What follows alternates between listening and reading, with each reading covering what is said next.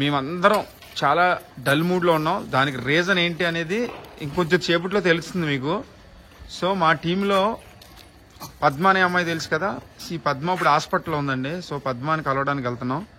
She bad సిచ్యువేషన్లో ఉంది. హాస్పిటల్లో మౌత్ నుంచి నోట్ల నుంచి బ్లడ్ పడుతుందంట. సో 2 days అయింది హాస్పిటల్లో జాయిన్ అయ్యి. సడన్గా ఎమర్జెన్సీలో జాయిన్ చేశారు. సో మేము ఇప్పుడు పద్మాని కలవడానికి వెళ్తున్నాం హాస్పిటల్కి. ఎర్రగడ్డ బావాలి ఇప్పుడు మేము. సో ఈ రోజు మేమందరం ఎమోషనల్ తో ఉన్నాం. ఎందుకంటే మా బ్యాచ్ లో పద్మ ఎందుకు అనిపించట్లేదు తెలుసా? పద్మకి నేను చాలా క్లోజ్ ఫ్రెండ్ కదా, అండ్ పద్మ ఇప్పుడు హాస్పిటల్లో ఉంది, అందుకనే చూడడానికి వెళ్తున్నాం. అందరికి నాకు పద్దు రావాలని కోరిక ఉంది. పద్దు ఇంకా రేపు 5 రోజుల తర్వాత వస్తుందంట.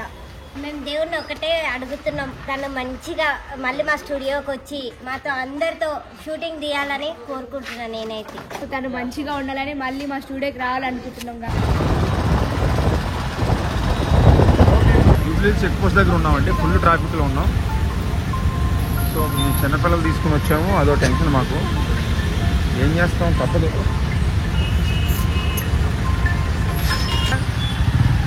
చెక్ పోస్ట్ దగ్గరికి స్ట్రేట్గా వచ్చేసి బాలకృష్ణ ఇంటి దగ్గర నుంచి లెఫ్ట్ తీసుకోండి.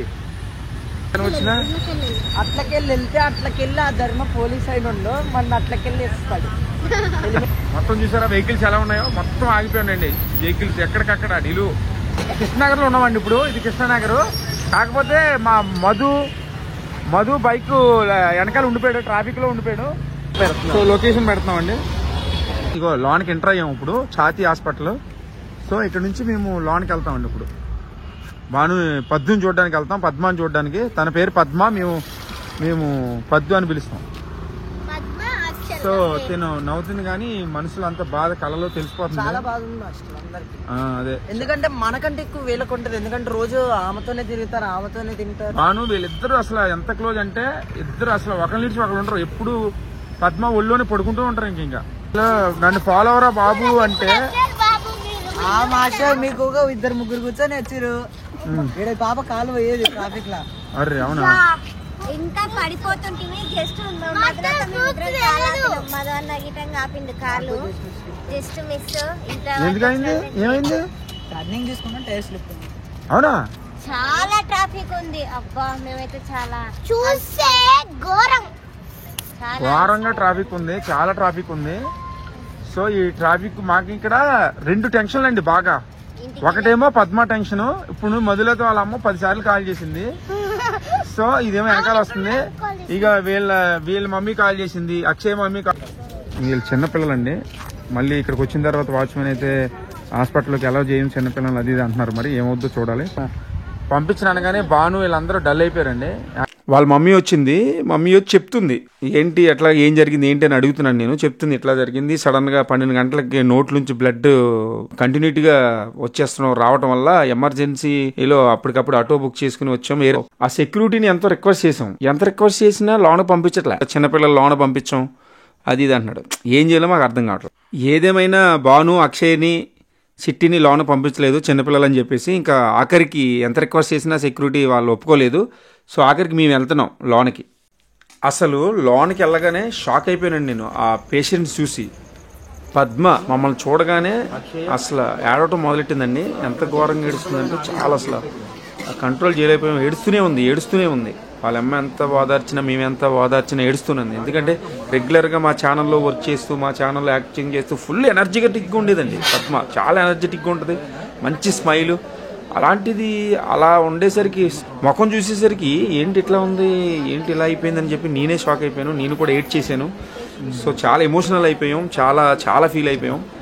తను త్వరగా కోరుకోవాలి అని చెప్పేసి ఫైనల్గా మేము తన కోసం తను బాగుండాలి అని చెప్పేసి తనకు చాలా ధైర్యాన్ని ఇచ్చాం. చాలా ఇప్పుడు అనుష కానీ నేను కానీ అందరం నజీర్ కానీ మేమందరం ధైర్యం ఇచ్చి నువ్వు డెఫినెట్గా మళ్ళీ వస్తావు, డెఫినెట్గా ఆరోగ్యంగా తిరిగి వస్తావు, చాలా హెల్తీగా ఉంటావు, నీకు ఏం అవ్వదు అసలు, నువ్వు డెఫినెట్గా మళ్ళీ వచ్చి మన ఛానల్లో అసలు డ్యాన్స్ యాక్టింగ్ ఎరగదీసేస్తావు అది ఇదని చెప్పి చాలా ధైర్యం చెప్పి ఫైనల్గా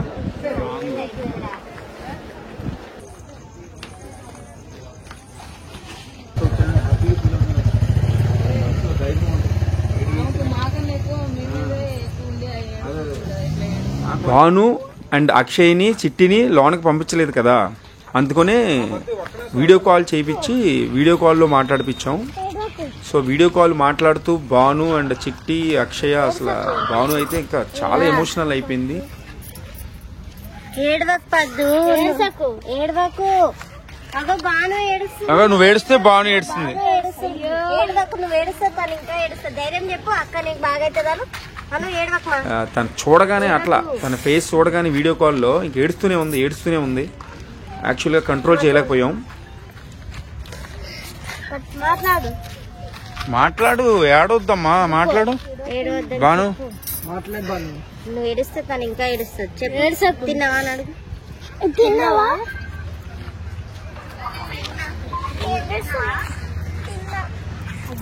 ఏం చేస్తున్నావు? తగ్గిపోతుంది. ఏడవకు, ధైర్యంగా ఉండు, తగ్గిపోతుంది. ఏడ్సకు.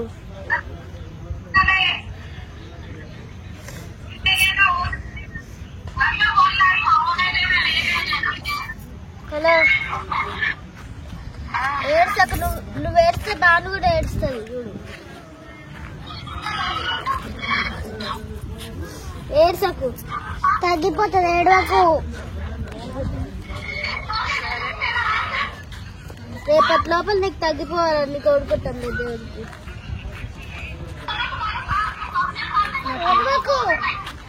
ఏడ్సకు, ఏడవకు. నవ్వు, ఏడవకు. నవ్వుపించాలి ఇప్పుడు మీరు. సో ఇక్కడ చిన్నపిల్లల్ని లోనకి పంపించలేదండి. భానుని అక్షయ్ని సిట్టిని పంపించలేదు హాస్పిటల్ లోనకి. సో అందుకని వీడియో కాల్ చేయించాము. సో వీడియో కాల్లో వీళ్ళు చాలా ఎమోషన్ అయిపోతున్నారు. సరే, ఫోన్ తీసుకోరా, ఫోన్ తీసుకో.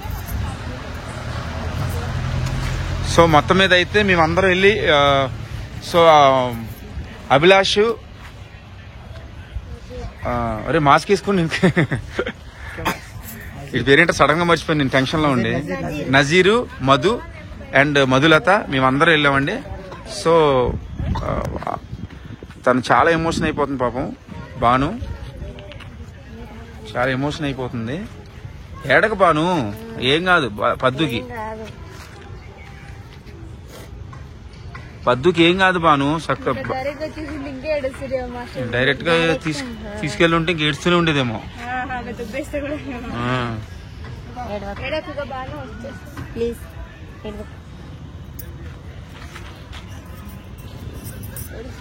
రేపు పండగ కదా, తన కోసం మనం దేవుడిని మళ్ళీ అడుగుదాం. సో భాను చాలా ఎమోషనల్ అయిపోయిందండి.